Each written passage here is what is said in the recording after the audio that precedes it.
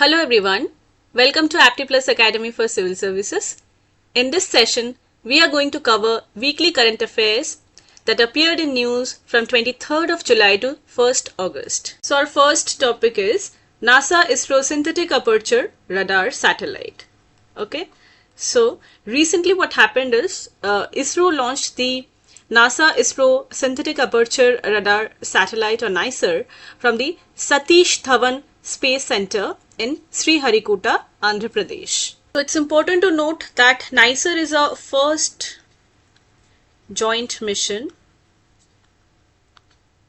of NASA and ISRO. And the satellite weighs around 2,392 kgs. Okay, and it will be carried into orbit by ISRO's powerful GSLV F-16 or Geosynchronous Satellite Launch Vehicle.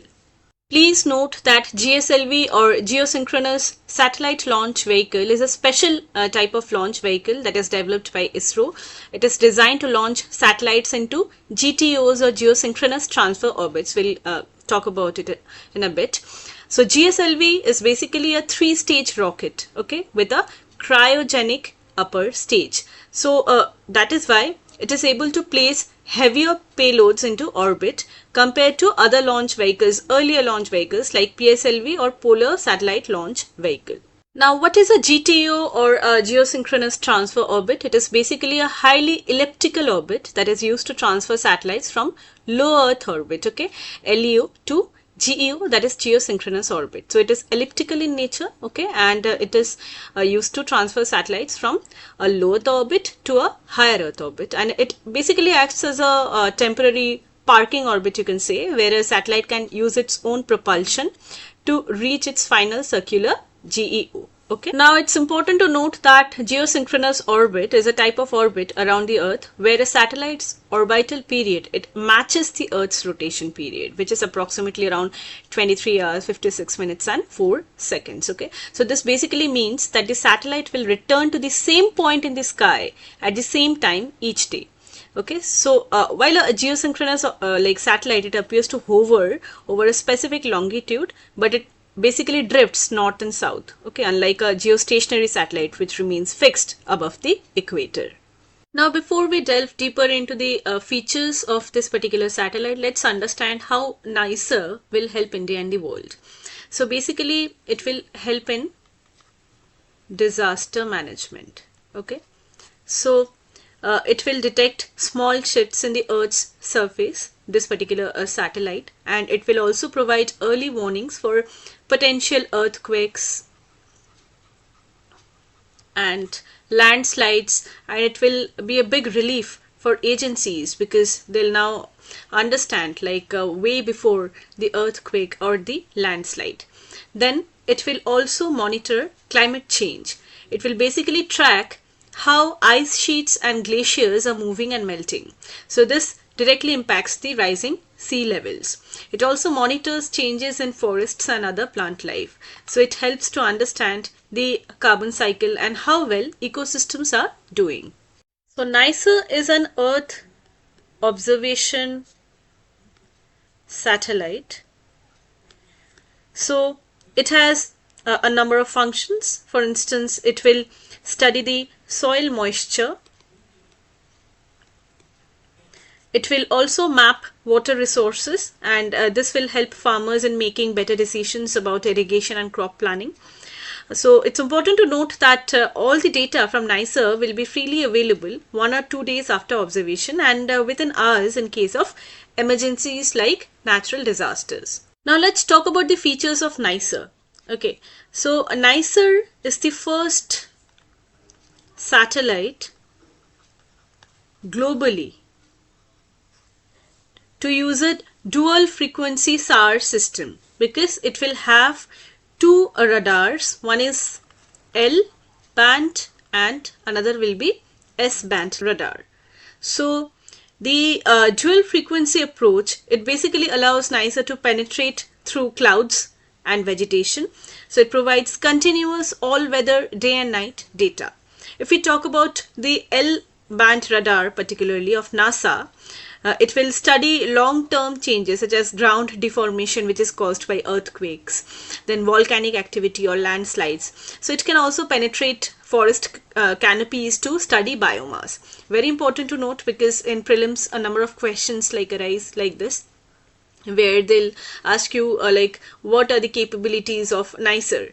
Then if you talk about the S-band radar by ISRO, it is ideal for monitoring agricultural crops, forest cover and surface water bodies, and it is particularly sensitive to changes in soil moisture and vegetation.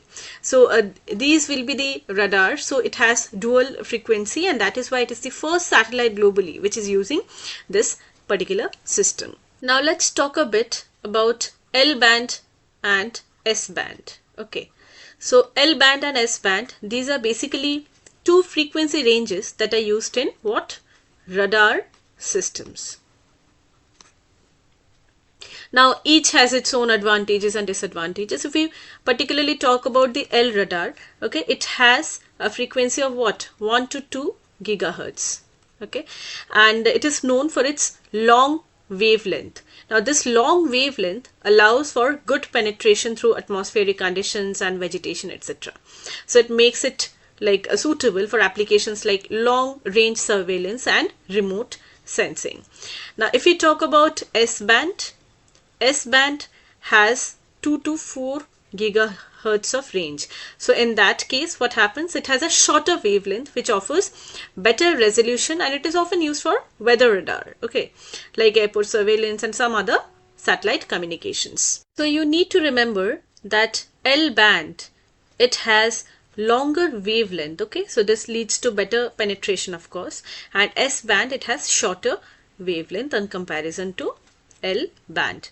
Now L-band has a number of applications. For example, it is used in GPS. Please remember, okay, GPS, then GLONASS, okay, Galileo. So in global navigation systems, in short, okay, in satellite communication, military and defense, remote sensing, etc. And if you particularly talk about this S radar, it has advantages, of course, as we mentioned earlier, that in weather observation, and it has a disadvantage because it is susceptible to attenuation, which means the signal gets weakened over a period of time. Okay, so this S-band is used as a weather radar in National Weather Service, then in airport surveillance radar system, surface ship radar, satellite communication of NASA, ISS, space shuttle, etc. Okay, now another unique technology that is being used by NICER is what? BBSR technology. So what is this? Basically, this particular technology, it allows to image a wide range, okay, over 240 kilometers. Very important to note that over 240 kilometers of region can be covered by this particular technology with high resolution. So it can image the entire Earth every 12 days. So NICER can image the entire Earth every 12 days, and BBSR technology particularly allows to image a wide region which is over 240 kilometers with high resolution. Okay, and very important to note that the mission plans for around 5 years. Okay, 5 years of data collection. Now GSLV F-16, which is of course the rocket that carried NICER, now it is the first time that GSLV has launched a satellite into the Sun synchronous polar orbit.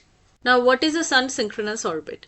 So a Sun synchronous orbit is a special type of polar orbit where a satellite basically passes over the same spot on Earth at the same local time on every single day. And this is achieved by carefully selecting the satellite's altitude and inclination so that the orbital plane, it rotates at the same rate as Earth's orbit around the Sun.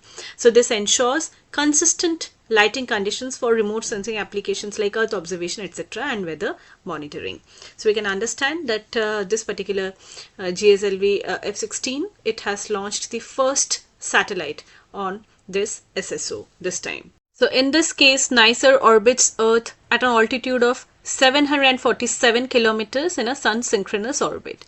So we can understand that this particular orbit, it ensures that the satellite passes over the specific locations at roughly the same local time, and it is very crucial for consistent data collection.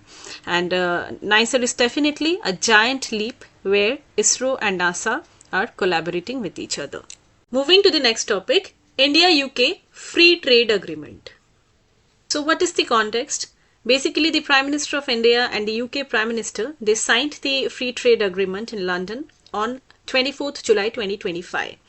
And this particular FTA is a contract, okay? Contract between the two countries to reduce or eliminate barriers to trade. This could be taxes or imported goods. So any kind of barrier, or even if it is about a complicated rule. So if these kind of barriers are reduced or eliminated, what will happen? It will give a boost to the trade between the two countries. Now this particular agreement, this particular FTA, it marks India's first bilateral trade agreement with a developed nation in over 10 years, okay? And if we talk about UK, it is the fourth such agreement of UK that it has signed since leaving the European Union in 2020. Now, what are the main goals of this trade deal? Under this agreement, both India and UK, they want to increase their yearly trade by £25.5 billion. Plus, they want to double their overall trade to $120 billion, okay, by 2030. So these are the two goals of India and UK. Now India's main goal is to boost its exports, very important, and speed up growth in important industries. On the other hand, the UK gets access to India, which is the world's fastest growing consumer market.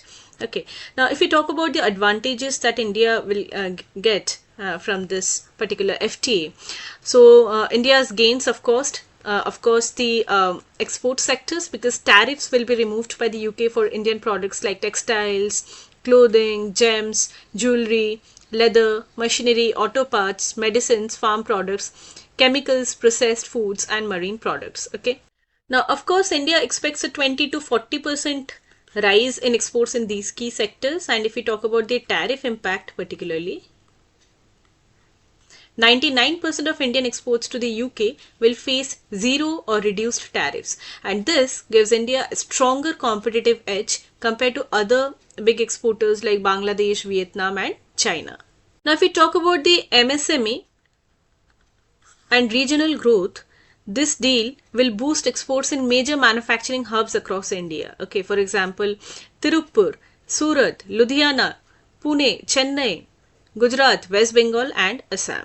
And this will also help small and medium-sized businesses and MSMEs that are and regional economies, and it will promote inclusive growth. And if we talk about professional mobility, professionals will see mutual recognition of their qualifications, okay, because visa rules will be relaxed and some social security payments will be waived, and this could save Indian companies of around 40 billion rupees, okay. So it will focus on solar, hydrogen, battery technology and EV infrastructure, that is electrical vehicle, and this helps India's move towards cleaner energy. If we talk about the agricultural and food processing sector, the 95%, very important to note these data, okay. So 95% of agricultural products will receive duty-free treatment, and this boosts exports of products like basmati rice, spices, tea, seafood and packaged foods.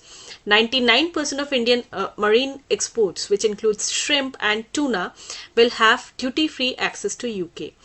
Now if we talk about GI, geographical indication also, so the agreement protects unique Indian products which are tied to their specific region of origin, such as the Feni, which is an alcoholic drink from Goa, we all know, then a toddy, which is a palm wine, then the Nashik wine of Maharashtra.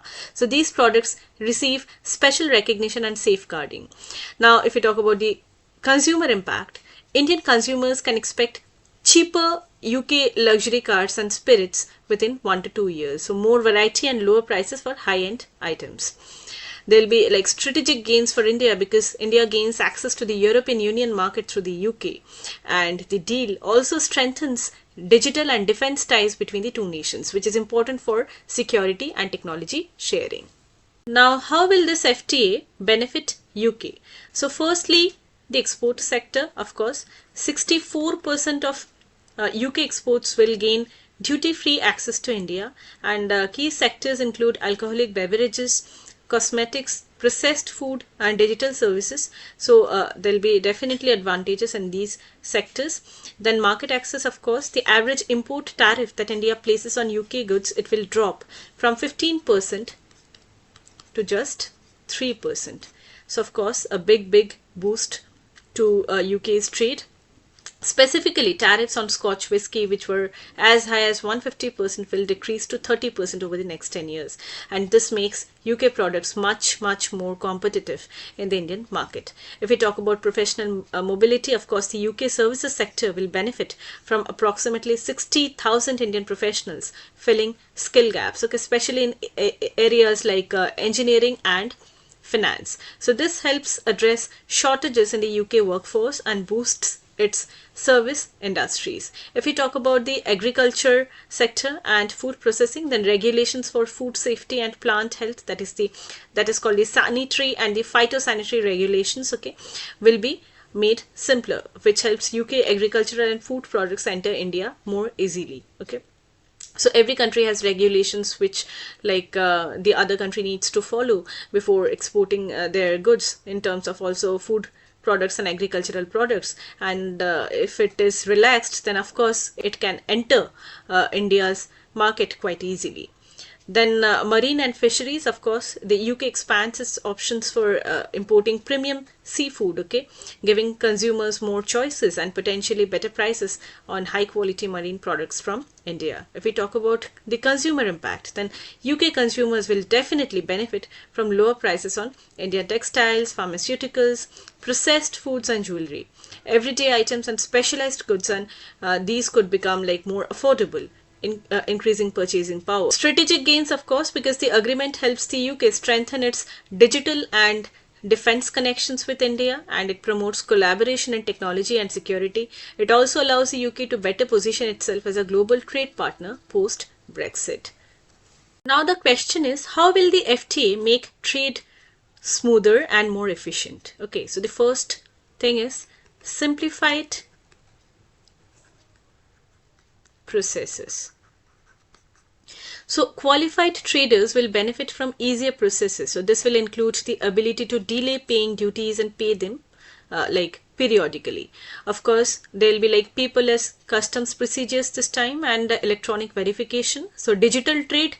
So this makes transactions faster and more secure. So very important, digital trade, because everything will go paperless in terms of customs procedures. Fast clearance, very important. Fast clearance because both the countries now commit to clear goods through customs within 48 hours, very important, within 48 hours. And what new opportunities does this deal create for UK businesses in India? So UK companies that meet a 20% domestic sourcing requirement, okay, so they can use at least 20% of Indian content. If they do so, they can now participate in Indian government purchasing market.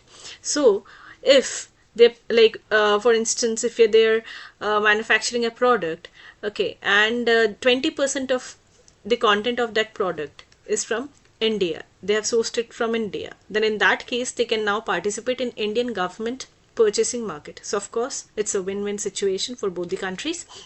So these UK firms will be treated like class 2 suppliers, very important, because it will put them on the same footing as Indian bidders. And this rule offers British companies access to a market of value of around 4 trillion rupees. It will also encourage joint ventures and mixed supply chain models between Indian and UK businesses. So if we talk about the status of India and UK trade right now, so India exported around $14.55 billion of goods to the UK in 2024-2025 financial year, and imported goods worth $8.6 billion. So of course if we talk about the total bilateral trade, it's around $23.15 billion. And of course, India has a trade surplus of $5.94 billion. So we are already at a better position, and of course this FTA could prove to be a win-win situation for both the countries, and there'll be boost in trade, and India could go further in terms of its exports market. The next topic is China's infrastructure development. Now, what are the concerns for India? So what is the context? Basically, China started construction of a dam on the Brahmaputra river, which is also known as Yarlung Sangpo in their country, and this has increased concerns in India as well as Bangladesh about the impact on river flow. Okay, plus security concerns are there and ecological balance as well. Now at first, let's talk about the Brahmaputra river a bit.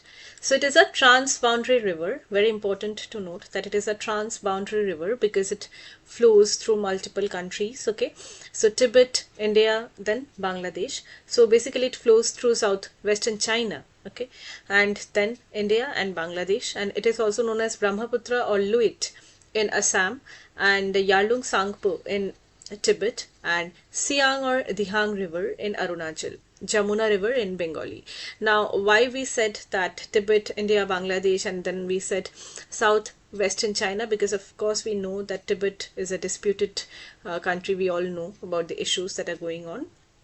Okay, now if we talk about the origin of the river, so it rises from Tibet Mansarovar Lake, very important to note, and it merges with Ganga, also called Padma, and it flows into the Bay of Bengal. So it is the 9th largest river. Very important to note that it is the 9th largest river in the world by discharge, and if we talk about the length, then it is the 15th longest river in the whole world. It originates in the Mansarovar Lake region, as mentioned earlier, near Mount Kailash in Burang country of Tibet, where it is also known as Yarlung Sangpo river, and it enters India near the village of Geling in Arunachal Pradesh. Very important to note, it enters India near Geling in Arunachal Pradesh, and then it flows southwest through the Assam valley as the Brahmaputra and south through Bangladesh as the Jamuna. In Ganges Delta, it merges with Ganga, which is popularly known as the Padma in Bangladesh, and then it becomes the Meghna, and ultimately it empties into the Bay of Bengal. So pretty much this was all about Brahmaputra river. So what about the major projects that China is building on the Brahmaputra river in Tibet? Basically it is the Yarlung Zangbo hydropower complex, okay, which has a capacity of 60,000 megawatt, and basically it is a series of dams, and the location for this giant dam is the Great Bend. Okay, it is the Great Bend. It is situated in Medog County, which is a place in Tibet, of course, and at this place only the river makes a sharp turn. And China claims that these projects will generate clean energy, stimulate the economy in Tibet, and help achieve its goal of carbon neutrality by 2060. China is also building high-speed railways and roads in Tibet and along its border regions with India. China is also building high-speed railways and roads in Tibet, okay, and this is along the border regions with India. Now, what are the goals of China basically? So the experts, they believe that these projects can provide China a strategic advantage in the Himalayas, okay, which also fit into China's Belt and Road Initiative. We all know that China is breaching India's sovereignty, because in its Belt and Road Initiatives, what is happening, the roads, the railways and the rest of the infrastructure, it is passing through Pakistan occupied Kashmir. So it is a question, and of course India has always protested against it, against the project BRI, and of course it's a broader aspect of this project, BRI project only we can say. So it's a strategic move by China where it wants to capture the Himalayan region as well by building infrastructure in disputed border areas, and also China in this way wants to strengthen its claims over those territories, because we all know about Aksai China, which was lost to China and in 1962, and this increases its population, of course, near the disputed border with Arunachal Pradesh as well. So what are the key concerns of India? So let's understand this. So India's main concern is that these dams will reduce the amount of water flowing downstream into India, especially during dry seasons, and this could impact agriculture and livelihoods of millions who depend on the Brahmaputra. So of course the first one is water scarcity. Okay, so although China contributes only 30 to 35% of Brahmaputra's total flow, with the rest coming from Indian and Bhutanese tributaries, even this portion is crucial for downstream regions. Okay, India is also concerned about its riparian rights, which are the rights of the countries that share a river. Okay, so basically there is a water bomb risk. Very important to note, water bomb risk.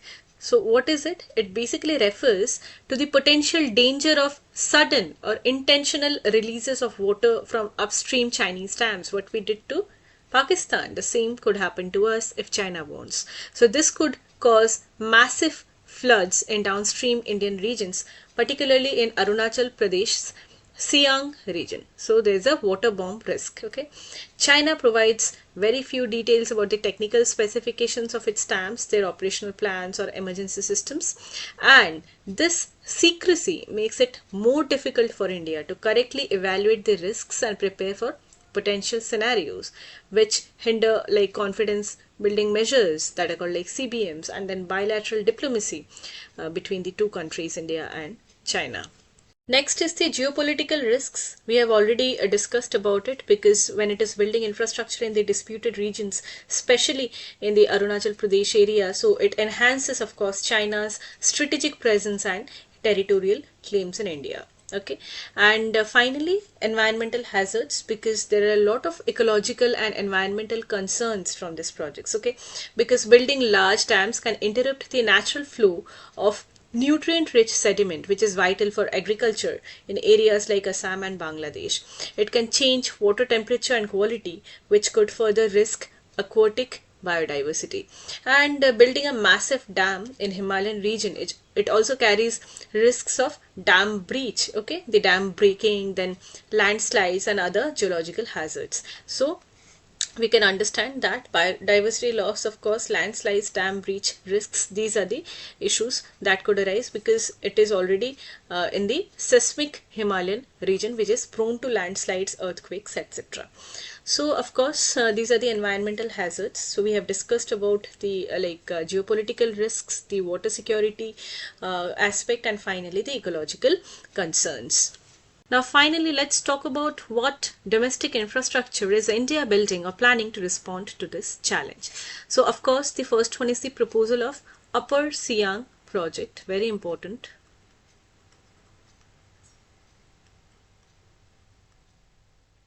The Upper Siang project, which is a 11.5 gigawatt dam in Arunachal Pradesh. Okay, so it will definitely act as a buffer. It will act as a buffer against potential Chinese actions upstream and to generate hydropower for India. India also engages with other downstream countries like Bhutan, Bangladesh and Myanmar to establish coordinated protocols and warning systems for shared rivers, because these are all shared rivers. Of course, India will not be the only country which will be affected, but the other countries also, and if you are in solidarity with the other countries, then we can put some pressure on China. Okay, now what are these suggestions that are given by experts that India needs to do? Firstly, it can conduct more scientific studies to fully understand the hydrological and ecological impacts of upstream damming. Then we need to invest in storage infrastructure on Indian tributaries of the Brahmaputra. Okay, and because Brahmaputra has other tributaries also, so if we build infrastructure related to storage in those tributaries, then definitely we can counter China's actions against India. Then we can manage water resources more effectively. We can try to reduce flood risks and build capacity resilience. So definitely, if we talk about the way forward for India, we need to push for formal water sharing protocols with China, and definitely we need to establish one so that there is transparency and consistent data exchange. Also, we need to strengthen our transboundary river cooperation with countries like Bhutan and Bangladesh, so that there is a collective strength and water sharing systems. Okay, and invest strategically in climate resilient infrastructure within borders such as reservoirs and tributaries to manage water resources better. Finally, we need to maintain a continuous open dialogue with China. Okay, so that is a part of diplomatic engagement, of course, to resolve disputes and promote mutual understanding in this context. So the next topic is, how is a DGP appointed? Okay, the eligibility and the process. So what is the context? The Union government has recently notified a single window system, very important to note, for appointing DGPs or Directors General of Police.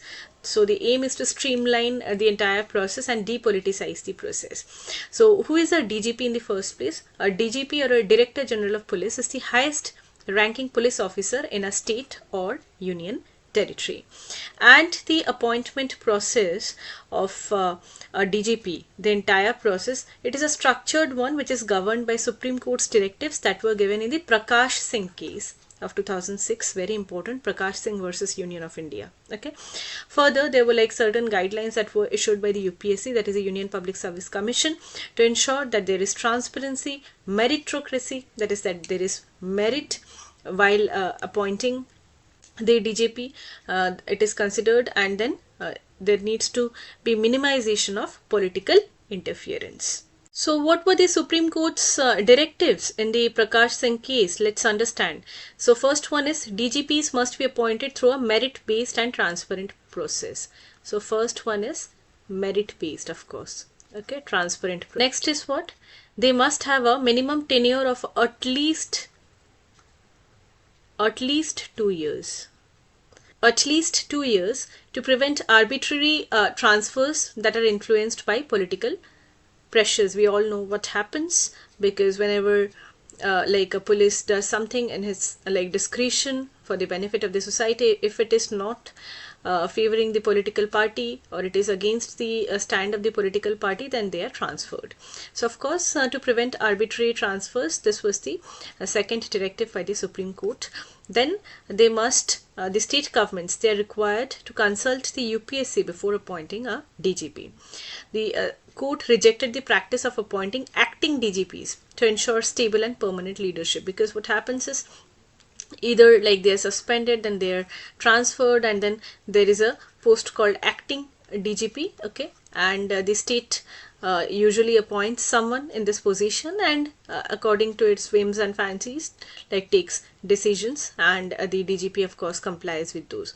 Establish a state security commission to curb state government influence on the police, and create a police establishment board, PEB, to decide on transfers, postings and promotions. So these were definitely the directives by the Supreme Court, because we all know what happens to the police. They do not have any discretion. The state government, the political party that is there in the state, it exerts its pressure so that it always complies with the decisions, and the police of course cannot have his or her take on anything. So the second one is the appointment process. Okay,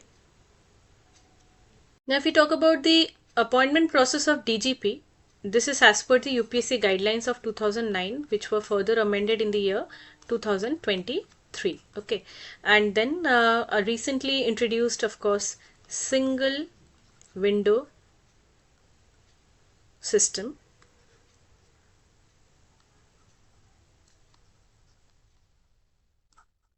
So this was recently introduced by the Union government, and it involves a number of steps. For instance, sending list of eligible officers to UPSC. So the list of eligible officers need to be sent by the state government to the UPSC for consideration. Okay, for example, the UPSC will receive a list of eligible IPS officers from the end of the state government. Next is, the officers must have a minimum of 25 years of service experience. That is the second criteria. So first is the list, okay, from state government to the UPSC.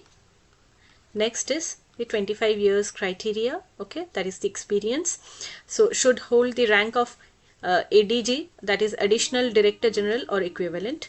Next is, UPSC's role would be what? Selection committee, that is chaired by the UPSC chairman. It evaluates the candidates. Okay, so UPSC basically prepares a panel of 3 officers okay, who are deemed most suitable for the DGP position, and then the shortlisted names are sent back to the respective state government. The state government appoints one of the officers as the DGP. That is the standard operating procedure for right now for appointing the DGP. Moving to the next topic, Tracers mission. So recently NASA launched the Tracers, which stands for Tandem Reconnection and Cusp Electrodynamics Reconnaissance satellites, which is a pair of like twin satellites to study Sun-Earth interactions, okay, to improve space weather prediction and protect critical global infrastructure. So let's understand what is space weather. Space weather basically refers to the changing conditions in space that can affect Earth and technology. So we all know that the sun provides us with heat and light, and it makes life possible on Earth, and at the same time it sends some powerful energy particles. Okay, these include solar flares, coronal mass ejections or CMEs, and solar wind. So what is a solar wind? It is basically a stream of charged particles which primarily consists of electrons and protons, okay, and it is constantly released from the sun's outermost layer, okay, and the outermost layer of the sun is called what? Corona. So we all know that from these particles, of course, the plasma flows outward at high speeds and fills the solar system, and it creates a vast bubble which is called the heliosphere.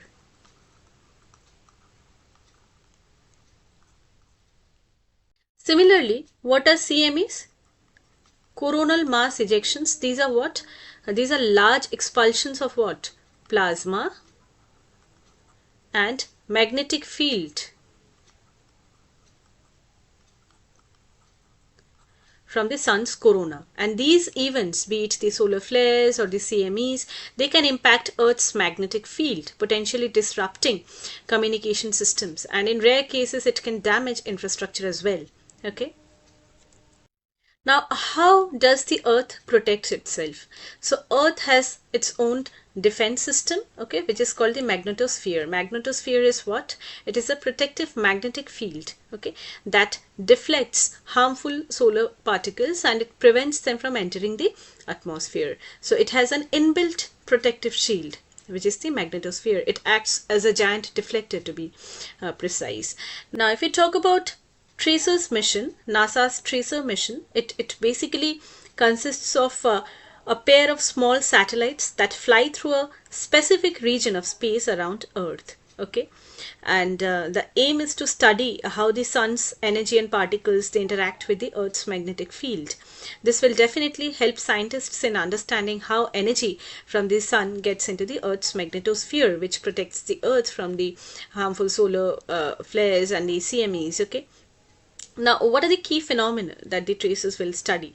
So, definitely the first one is the magnetic reconnection. Okay, something called the magnetic reconnection. So, here it is a process basically in space where magnetic field lines break and reform, releasing huge amounts of energy. So, this is called magnetic reconnection, and tracers will study them. The next one is the cusp electrodynamics. Okay, the cusps are like funnels at the Earth's northern and southern like magnetic poles, where some solar particles can directly enter our atmosphere, and definitely that leads to what? The beautiful auroras that we know.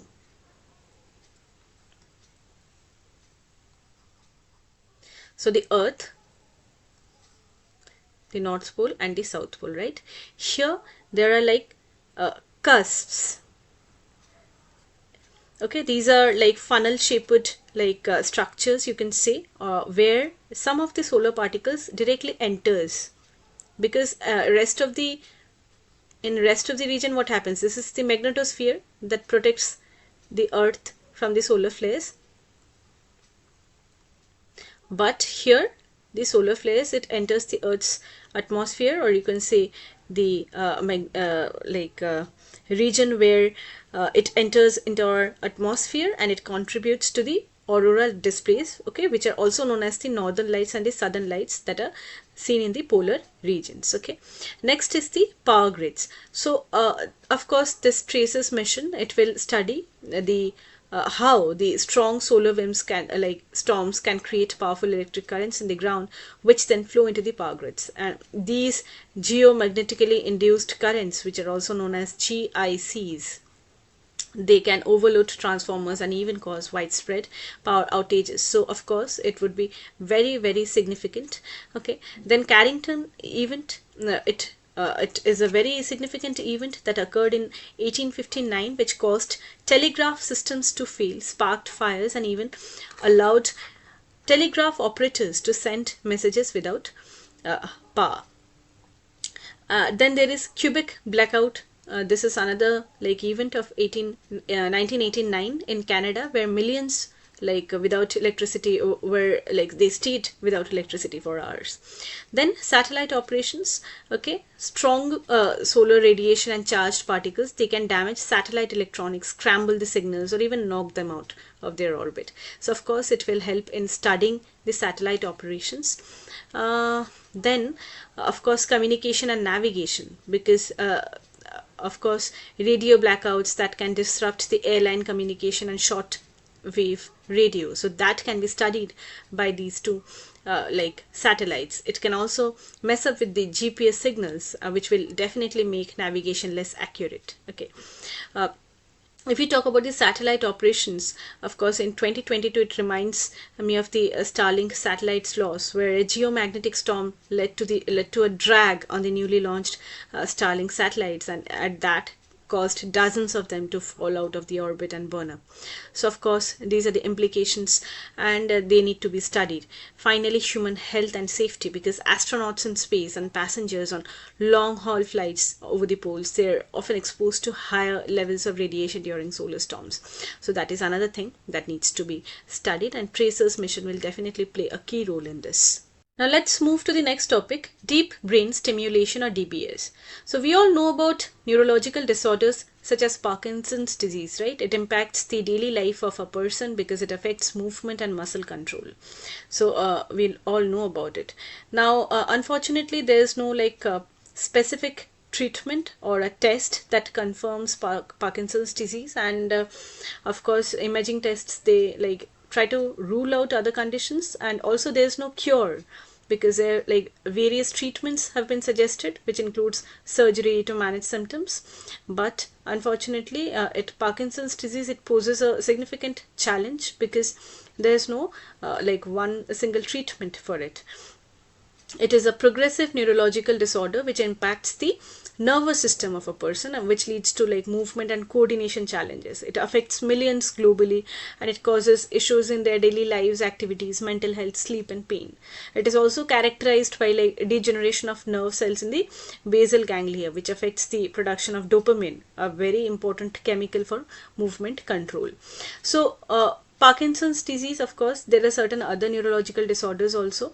There's no treatment for them, and now scientists have done a lot of research and medical advancements like DBS, or deep brain stimulation. It can help patients overcome these daily struggles they face. So in this topic we just have to know what is DBS from prelims perspective. So deep brain stimulation, it is basically a surgical procedure, very, very important to note. It is a surgical procedure where doctors precisely place tiny wires, which are called electrodes, into specific areas of the brain. Okay, now these electrodes connect to a small device similar to a heart pacemaker, we all know, which controls the beating of the heart, which surgeons implant under the skin near the collarbone. Now this device is called implantable pulse generator. Okay, IPG. So it generates the pulse. So these electrodes now connects to this IPG. Now IPG, these are small battery powered devices which contains a computer chip. It generates the electrical pulses and sends them through the extension wires to the electrodes, and patients can now control some settings of the IPG using a remote control. This has huge implications because applications of DBS are it can have a transformative impact. especially because of like the movement disorders. If we talk about, DBS is mostly common use for movement disorders where medications no longer provide enough relief. Then of course Parkinson's disease that we were talking about, which causes tremor, stiffness, slow movement, balance problems. So DBS can reduce these symptoms. Okay, then dystonia, which causes prolonged muscle contractions, leads to twisting. So DBS helps to relax these muscles and reduce involuntary movements. So DBS has a number of like benefits, and one of the major challenges is its cost, because in India the surgery rate can cost something from rupees 10 lakh to 20 lakh, which makes it largely inaccessible to a vast majority of the population. The largest portion of the cost is contributed by DBS implant device, which can cost around 7 to 12 lakhs. The rechargeable devices are more expensive, but they are preferred to their extended battery life, which is up to 15 years. However, cost is lower in Western countries, okay, which results in increasing medical tourism in India. Okay, in comparison to like Western countries, it is lesser in India, and that is why like medical tourism is getting promoted in India, because foreigners are now visiting India for medical purposes or treatment. If we talk about accessibility, because of the specialized expertise and equipment required, DBS procedures are mainly available only in major urban centers and highly advanced hospitals. So these are the challenges. So of course the Ayushman Bharat scheme, which is in place right now, it could potentially cover DBS. If DBS becomes a part of such large scale public health program, it would improve accessibility for millions, especially like those from economically weaker sections. So that's it for the topic. Let's move to the new topic, New Telecom Policy 2025. So recently the Department of Telecommunications published the draft of National Telecom Policy 2025. So we'll delve deeper into the features of the National Telecom Policy, but firstly let's understand what is the objective. So the objective is to achieve universal and meaningful connectivity. Okay, universal and meaningful connectivity. We want to connect every citizen and make sure that they can use the internet and phone services in a way that truly helps them. So we want to bridge the digital divide. Okay. Now, what are the specific targets for connecting people? So we want to connect people by 2030 completely. How? 100% 4G population coverage and 90% 5G population coverage. Okay. Now the question is, how will it be achieved? Of course, through fiberization. Okay, so for that we need to understand what are optic fibers. So optic fibers are primarily used basically for high speed data transmission over long distance. Okay, and they transmit data as what? Light pulses.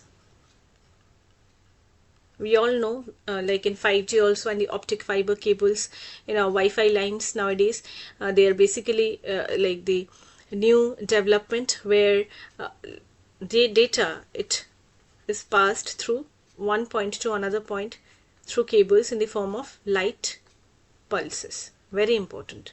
Okay, so of course it allows for significantly faster speeds and greater bandwidth than traditional copper cables, and this makes them ideal for applications like internet, telephone, television services, computer networking, etc. So that is what is optic fiber. Now if we talk about the present status, currently only about 46% of mobile towers use super fast fiber optic cables. Okay, but the policy wants to increase this to 80%. So fiber optic cables makes the internet faster and more reliable, of course. Next is the BharatNet project. The BharatNet project, it aims to connect every village with high speed internet using fiber optics, and the goal is 100% of course fiberization, Gram Panchayat fiberization, where all the Gram Panchayats will be connected using fiber optics. All village councils will have the fiber internet with more than 98% uptime, which means that the internet is working almost all the time. Next is the fixed line broadband.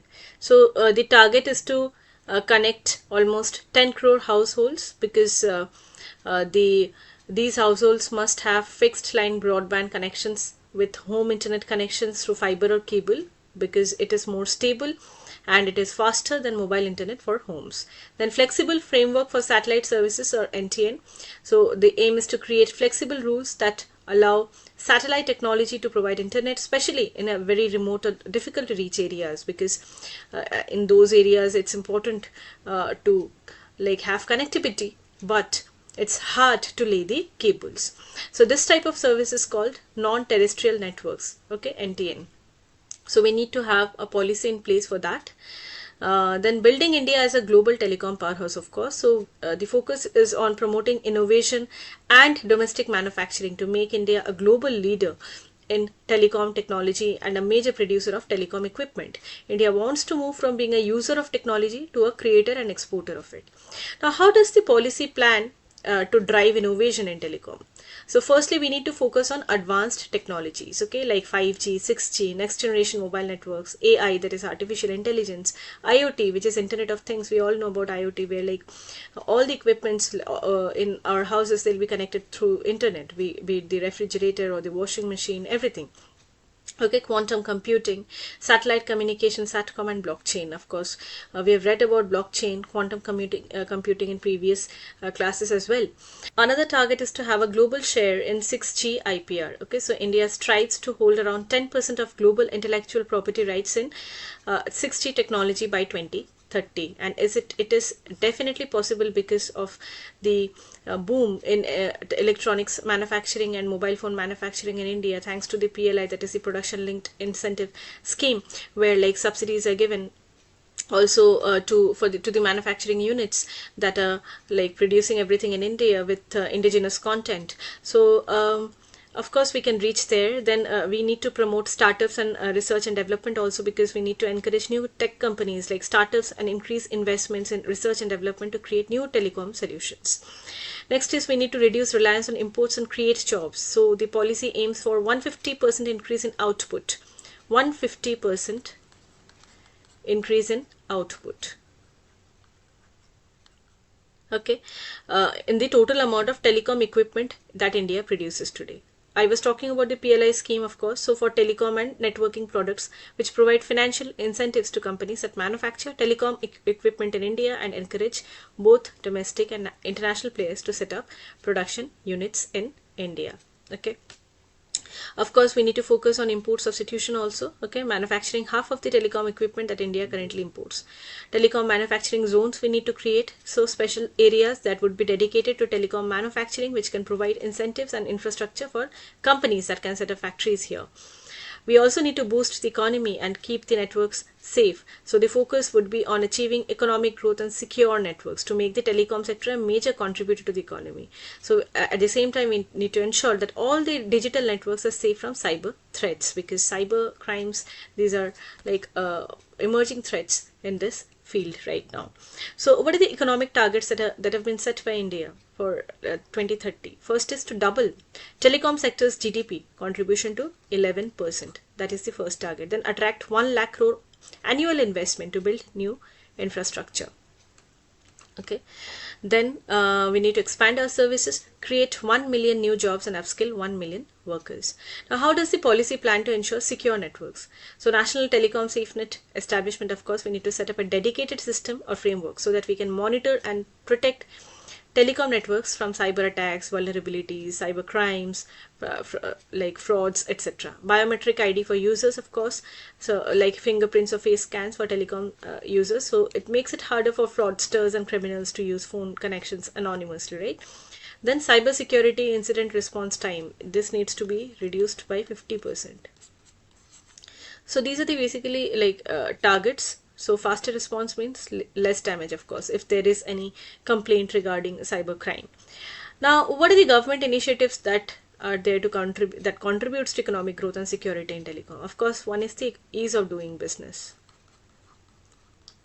Okay, one is ease of doing business. It aims to simplify regulations and make it easier for telecom companies to operate in India. Okay, invest in India. The National Cyber Security Policy, very important. National Cyber Security Policy for telecom network security. Then Cyber Swachhata Kendra, which helps users clean their devices and provide information on cyber threats. Okay, then telecom security guidelines for telecom service providers to ensure that the network security is there and there is like data protection as well. Certain data like and facts that are important from prelims point of view. Okay, firstly, India is the world's second largest telecommunications market. Okay, there is 100% FDI in telecom sector. Okay, so it is allowed under the automatic route. Automatic route means no like permission from the government is required. Automatically you can invest, any investor, foreign investor can invest like in the telecom sector, and like 100% FDI allowed. Okay, then as per the Telecom Regulations Authority of India, like average wireless data usage per wireless data subscriber, it was 17.11 GB per month in 2022. Okay, but in 2014 it was quite less. Then the Department of Telecommunication, it launched the Tarang Sanchar, very important, Tarang Sanchar. So what is this? So it is basically a web portal which like is used for sharing information on mobile towers. So of course it will lead to efficiency, and the country has a tele density of 84.79%, very important. So which measures the number of telephones per 100 people and indicates at the level of telecom penetrations. So of course the draft new telecom policy is a bold, inclusive and future ready policy which has been designed for next decade. So after the consultation period, and the government will review all the feedback received. With this we come to an end of this discussion. Thank you so much.